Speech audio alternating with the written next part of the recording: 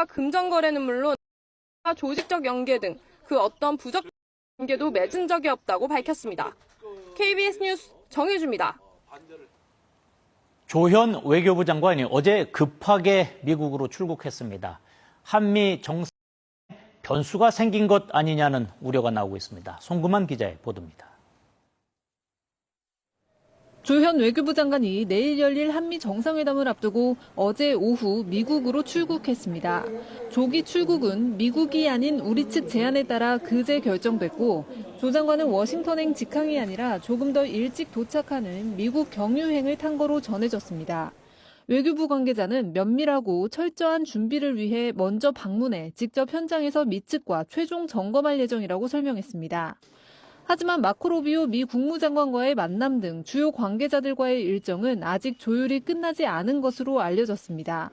또 외교장관이 한일 정상회담을 수행하지 않고 미국으로 간 이례적 상황에 한미 정상회담을 앞두고 고위급이 나서야 풀리는 돌발 변수가 생긴 거 아니냐는 우려도 제기됩니다. 장관이 직접 움직여야 되는 상황이 발생을 한 거고, 그리고 같은 의미는 어떻게든 장관이 출석을 하겠다라는 의지의 메시지의 표현이죠. 이 대통령은 내일 한일 정상회담에 이어 현지 시각 25일 미국 워싱턴에서 한미 정상회담을 합니다. 또 다음 날엔 필라델피아 한화조선소도 시찰할 예정입니다. KBS 뉴스 송도만입니다. 이재명 대통령이 인공지능 등 첨단 기술 산업 육성에 사활을 걸겠다며 연구개발 투자에 역대 최대 규모인 35조 원을 투자하겠다고 밝혔습니다. 이 대통령은 이번 투자가 대한민국의 새로운 발전의 시금석이 되길 기대한다고 강조했습니다. 방준원 기자입니다. 취임 후 첫 국가과학기술자문회의 전원회의를 주재한 이재명 대통령은 과학기술이 국가 미래의 핵심 전략이라고 강조했습니다.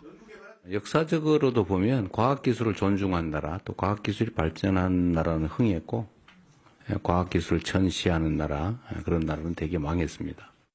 특히 인공지능 분야는 향후 2, 3년이 골든타임이라며 이 시기를 놓치면 영원히 추격자로 남을 것이라고 말했습니다. 첨단 기술 산업 육성을 위한 대규모 투자 방안도 밝혔습니다. 내년도 R&D 예산에 35.3조 원을 배정했다면서 대한민국 발전의 시금석이 될 것이라고 기대했습니다. 이 예산은 기존 대비 20% 정도 증가한 것으로 역대 최대 규모입니다. 불행하게도 이 R&D에 대한 일종의 오해나 약간의 문제점들 때문에 굴곡이 있긴 했습니다. 그러나 이제 이번 예산으로 이제 정상적인 증가 추세에 복귀한 것 같아요. 이 대통령은 또 우수인재 확보와 육성을 위해 연구과제 중심 제도 PBS를 단계적으로 폐지하겠다고 밝혔습니다. PBS는 연구자가 외부 과제를 수주해 인건비 등을 충당하는 제도인데 연구자가 단기 성과에 집착해 대형 연구를 막는다는 지적이 제기돼 왔습니다. 이 대통령은 과감한 R&D 투자가 미래전략 산업 육성으로 연결되고 혁신의 열매를 국민이 고르게 나누는 모두의 성장을 실현해야 한다고 강조했습니다. KBS 뉴스 방준원입니다. 한국교육방송공사의 지배 구조를 바꾸는 EBS법 개정안이 여권 주도로 국회 본회의를 통과하면서 이른바 방송 3법이 모두 국회 문턱을 넘었습니다. 민주당은 노란봉투법과 상법 개정안도 차례로 처리에 나설 계획인데 국민의힘은 경제내란법이라고 반발하며 추가 논의를 요구했습니다. 원동희 기자입니다. 가결되었음을 선포합니다. 방송 3법 중 마지막 법안인 한국교육방송공사법 개정안이 국회 문턱을 넘었습니다. EBS의 이사수를 확대하고 이사 추천 주체를 다양화하는 내용입니다. 교육방송공사의 가치와 목적을 잘 구현해낼 수 있는 사람들을 제대로 선별하자라고 하는 차원에서 9명이던 이사를 13명으로. 어제부터 무제한 토론, 필리버스터에 나섰던 국민의힘은 반발하며 표결에 불참했습니다. 강력한 노조 세력이 있는 공영방송 내부에 이제 그 세력이 공영방송 이사회를 장악하게. 이로써 앞서 가결된 방송법, 방송문화진흥회법에 이어 민주당이 주도해온 방송 3법 모두 국회 본회의를 통과했습니다.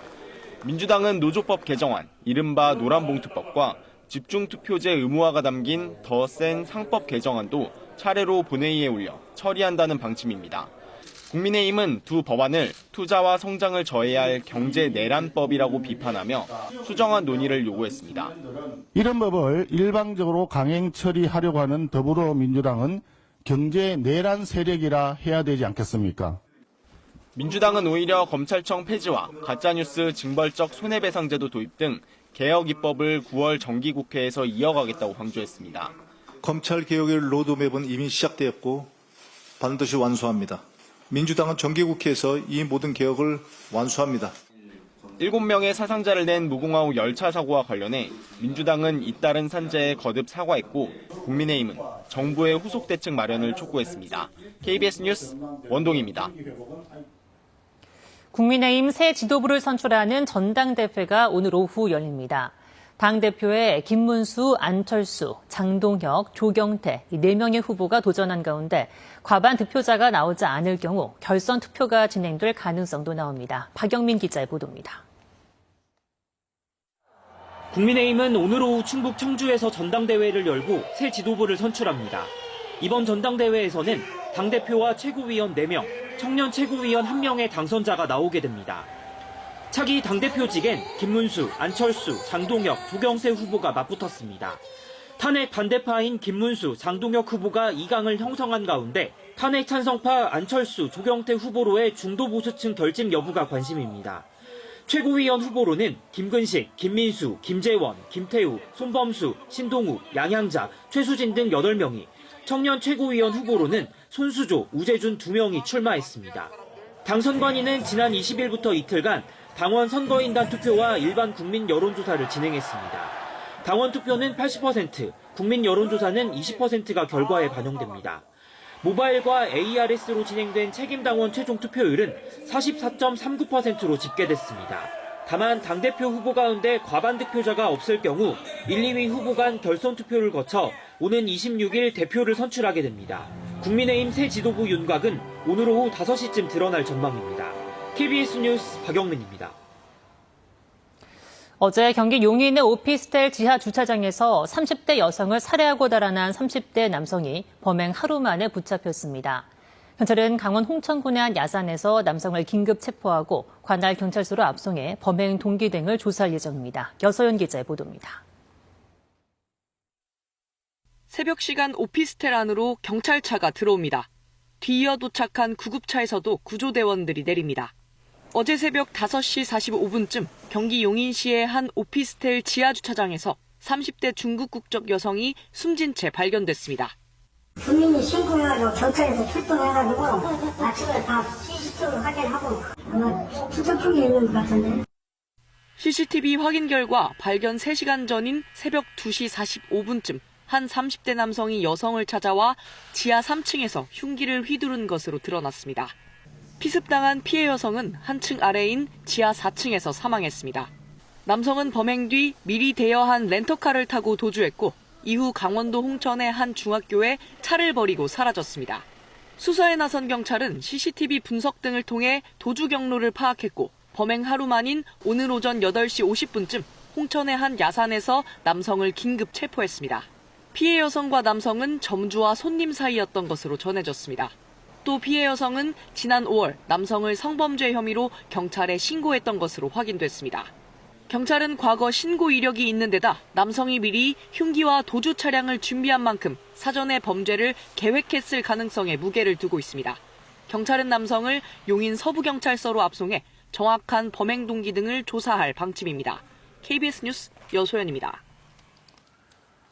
트럼프 미국 대통령이 수도 워싱턴 DC 치안을 위해 투입된 군과 경찰을 직접 찾아 햄버거와 피자까지 돌리며 격려했습니다. 하지만 트럼프 대통령의 치안 강화를 놓고 시선은 엇갈리고 있습니다. 보도에 정지주 기자입니다.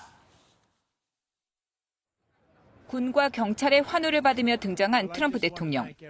그동안은 워싱턴이 너무 위험했지만 자신의 치안 강화 지시 때문에 워싱턴이 달라졌다고 강조했습니다. Everybody's safe now. Everybody feels safe. And they're all coming in. And people are now coming in. They're making reservations to come in. And they want to be in Washington, D.C.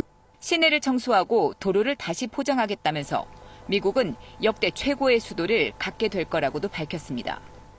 트럼프 대통령은 백악관에서 만든 햄버거, 외부 식당에서 주문한 피자를 제공하며 치안 요원들을 격려했습니다. 워싱턴의 치안이 통제 불능 상태라며 시 경찰을 통제하고 주 방위군을 투입한 지 열흘 만에 현장을 직접 챙긴 겁니다. 하지만 트럼프가 지시한 연방정부의 치안 개입은 주민들의 강력한 반대에 부딪히는 상황.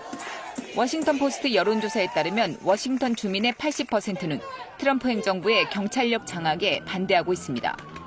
그러나 트럼프 행정부는 여론조사가 잘못됐다며 보란 듯 더 많은 군을 투입하겠다고 맞서고 있습니다. We're going to add thousands more resources to this city to get the criminals and the gang members out of here.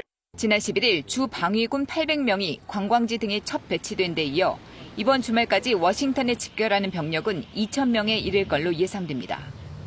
대대적으로 이뤄지고 있는 워싱턴 DC의 치안 강화에 대해 실제 필요하다는 견해와 트럼프의 정치 또는 전시적 효과를 노린 것이라는 비판적 시각이 엇갈리고 있습니다.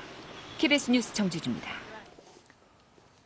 미국과 유럽연합이 반도체 등의 품목 관세의 상한선을 15%로 명시하는 내용을 문서화했습니다. 유럽연합은 미국 교역국 가운데 처음으로 관세 상한선을 약속받았는데 결과를 반기고 있습니다. 파리 이화진 특파원의 보도입니다. 미국에 들어오는 유럽산 제품에 부과된 상호 관세율은 15%. 미국과 유럽연합이 지난달 말 타결한 무역 합의의 골자입니다. 그리고 25일 만에 이를 문서화한 공동성명이 발표됐습니다. 눈여겨볼 점은 품목 관세 부문입니다. 유럽산 반도체와 의약품 등은 품목 관세가 결정되더라도 EU산은 최고 15%를 넘겨받지 않겠다고 명시했습니다. 현재 27.5%가 부과 중인 유럽산 자동차, 부품에 대해서도 관세 상한이 15%로 제한됩니다. 미국 교역국 가운데 EU가 처음으로 관세 상한선을 약속받은 셈입니다. This is the most favorable trade deal the US has extended to any partner. A wide range of sectors, including strategic industries such as cars, pharmaceuticals, semiconductors and lumber, will benefit from this cap. 또한 미국이 현재 50% 관세를 적용 중인 철강과 알루미늄 등엔 관세율 할당 제도가 도입됩니다. 정해진 물량까지는 낮은 관세를 매기고 그 이상은 지금처럼 높은 관세를 매기는 방식입니다. 다만 구체적인 적용 물량은 앞으로 협의하기로 했습니다. 또한 공동성명에는 항공기와 부품, 미국에서 생산되지 않는 천연자원 등 유럽산 일부 상품에 대한 관세 면세 대상 목록도 명시됐는데 대미 주력 수출품인 와인과 주류는 포함되지 않았습니다. The tariffs on the wine, spirits and beer was one of very important offensive interests of the European Union. Unfortunately, here we didn't succeed to get this sector, which would continue to be on the MFN level. 프랑스 주류협회가 매우 실망스러운 소식이라며 관련 산업에 심각한 어려움을 초래할 거라고 밝힌 가운데 프랑스 정부는 미국과 추가 협상 가능성을 열어두고 있다고 해명했습니다. 파리에서 KBS 뉴스 이화진입니다. 네타냐후 이스라엘 총리가 전쟁을 끝내기 위해 협상에 돌입할 것을 주문했습니다. 하지만 협상 조건이 하마스가 수용한 중재안과 거리가 있습니다. 두바이 김계영 특파원의 보도입니다. 이스라엘군이 가자시티 점령 작전에 돌입한 다음 날 네타냐후 총리가 전투를 수행하는 군부대를 찾아 격려했습니다. 이 자리에서 네타냐후 총리는 인질이 모두 석방되고 이스라엘이 수용할 수 있는 조건으로 전쟁 종식을 위한 즉각적인 협상 시작을 지시했다고 밝혔습니다. להתחיל במשא ומתן מיידי על שחרור כל חטופינו וסיום המלחמה בתנאים שמקובלים על ישראל. 이스라엘 총리실은 장소가 정해지면 협상팀을 파견해 회담을 진행하겠다고도 했습니다. 이스라엘이 제시한 협상 조건은 인질 50명 전원 동시 석방과 하마스 무장해제, 가자지구 비무장화 등입니다. 반면 하마스가 지난 18일 수용한 단계적 휴전안은 60일 휴전에 생존 인질 10명 석방 등이 주요 골자입니다. 양측의 조건에는 적지 않은 거리가 있습니다. 심지어 네타냐후 총리는 어제 공개된 호주 방송과의 인터뷰에서도 휴전이 성사돼도 가자 지구를 군사적으로 점령할 것이라고 밝혔습니다. 하마스 격퇴 없이는 전쟁을 끝내지 않겠다는 입장을 다시 한번 강조한 겁니다. 이런 가운데 프랑스와 영국, 스페인, 캐나다 등 21개국 외무장관은 이스라엘의 요르단강 서안에 대한 정착촌 추가 건설 계획을 용납할 수 없는 국제법 위반이라며 강하게 규탄했습니다. 두바이에서 KBS 뉴스 김계영입니다. 우원식 국회의장이 다음 달 3일 중국 베이징에서 열리는 제80주년 전승절 행사에 참석합니다. 국회의장실은 오늘 언론 공지를 통해 우 의장이 중국의 공식 초청에 참석하기로 결정했다며 이같이 밝혔습니다. 우 의장과 함께 더불어민주당 박지원 의원과 국민의힘 김성원 의원, 조국혁신당 김준형 의원, 조섭 국회의장 비서실장 등이 동행합니다. 전승절은 1945년 9월 3일 일본으로부터 항복 문서를 받은 날을 기념하는 중국 국경일로 2015년 전승절 70주년 열병식에는 박근혜 당시 대통령이 참석했습니다. 엔비디아가 중국 시장용 저사양 인공지능 칩 H20의 부품 생산을 일시 중단한 것으로 전해졌습니다. 블룸버그 통신은 정보 기술 전문 매체를 인용해 엔비디아가 삼성전자 등 H20 부품 공급업체에 이같이 통보했다고 보도했습니다. 최근 중국 당국은 보안 위험을 이유로 자국 기업들에게 H20 칩 사용을 제한하라는 내용의 지침을 내린 것으로 알려졌는데 엔비디아가 이에 따라 부품 생산 중단을 결정했다는 것이 소식통의 전언입니다. 기후환경 뉴스 기후는 말한답니다. 남극의 환경이 급격히 변화하면서 세계 기후가 돌이킬 수 없는 지점에 도달할 수 있다는 분석이 나왔습니다. 기후학자들은 지난 20일 국제 저명 학술지인 네이처를 통해 최근 10년 동안 남극의 바다 얼음이 급격히 감소하면서 북극보다 더 빠르게 온난화가 진행되고 있다고 밝혔습니다.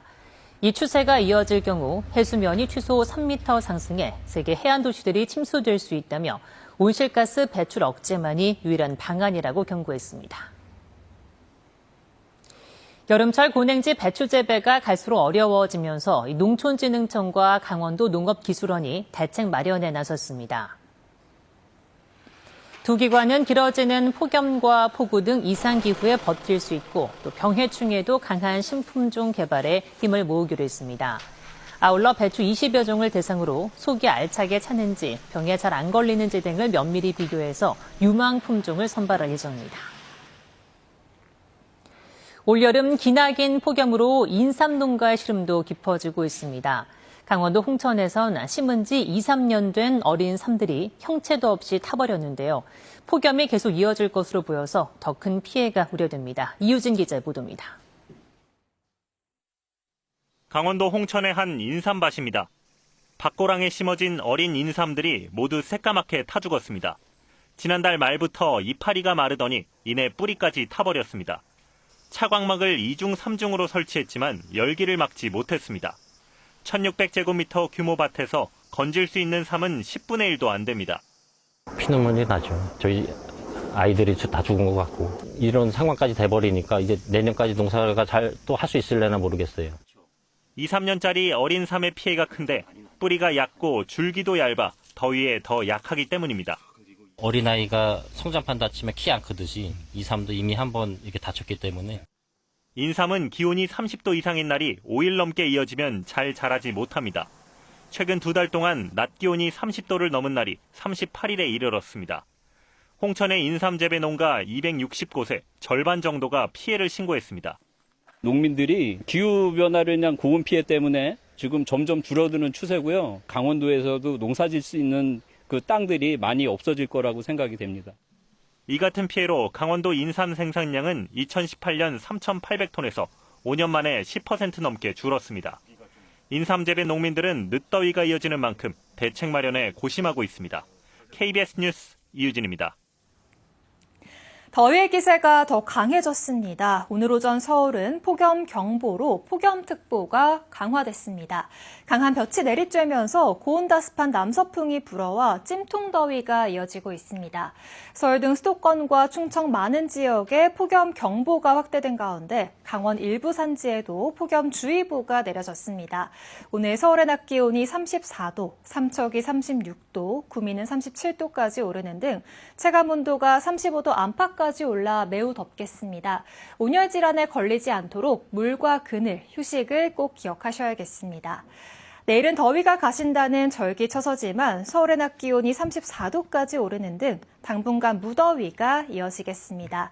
오늘 전국에 가끔 구름이 많겠고 저녁까지 남부지방과 제주도에는 5에서 60mm의 소나기 내리는 곳이 있겠습니다. 지금까지 날씨 전해드렸습니다. 내란 특검이 한덕수 전 총리를 오늘 세 번째로 소환해 계엄 국무회의 소집 과정과 계엄 해제 방해 의혹을 집중 조사하고 있습니다. 김건희 특검은 양평 고속도로 특혜 의혹과 관련해 양평군청 등 10여 곳에 대한 압수수색에 나섰고 오후엔 어젯밤 구속된 건진법사를 소환해 조사할 예정입니다. EBS의 지배 구조를 바꾸는 한국교육방송공사법 개정안이 여권 주도로 국회 본회의를 통과하며 이른바 방송 3법이 모두 국회 문턱을 넘었습니다.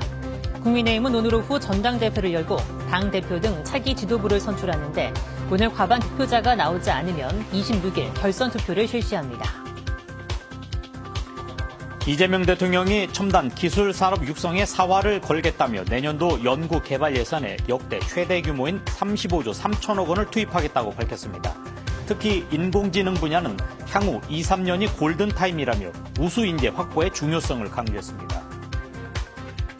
경기도 용인의 오피스텔에서 30대 여성을 살해한 뒤 달아난 30대 남성이 범행 하루 만에 강원도 홍천의 야산에서 붙잡혔습니다.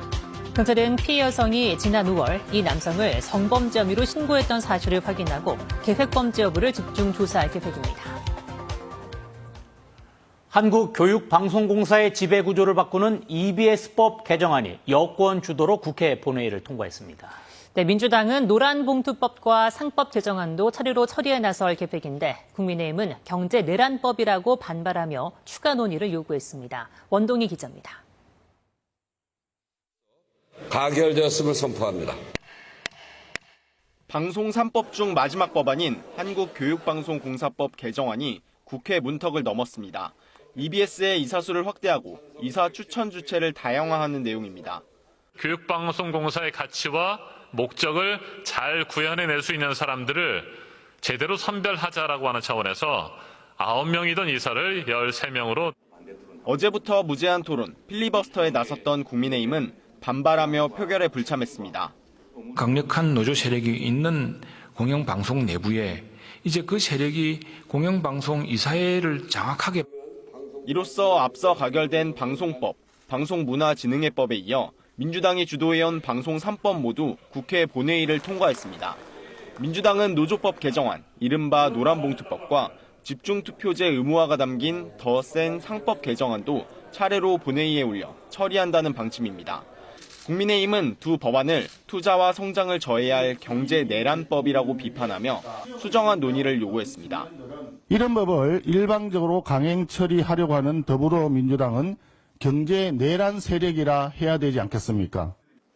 민주당은 오히려 검찰청 폐지와 가짜뉴스 징벌적 손해배상제도 도입 등 개혁 입법을 9월 정기국회에서 이어가겠다고 강조했습니다. 검찰개혁의 로드맵은 이미 시작되었고 반드시 완수합니다. 민주당은 정기국회에서 이 모든 개혁을 완수합니다.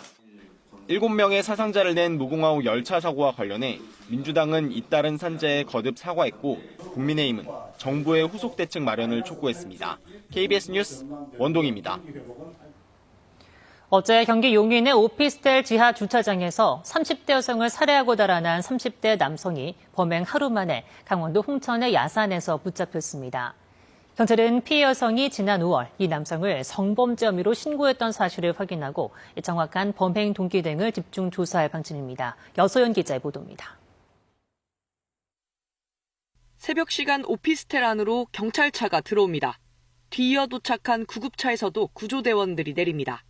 어제 새벽 5시 45분쯤 경기 용인시의 한 오피스텔 지하주차장에서 30대 중국 국적 여성이 숨진 채 발견됐습니다. 주민이 신고해가지고 경찰에서 출동해가지고 아침에 다 CCTV 확인하고 아마 투자 쪽에 있는 것 같은데.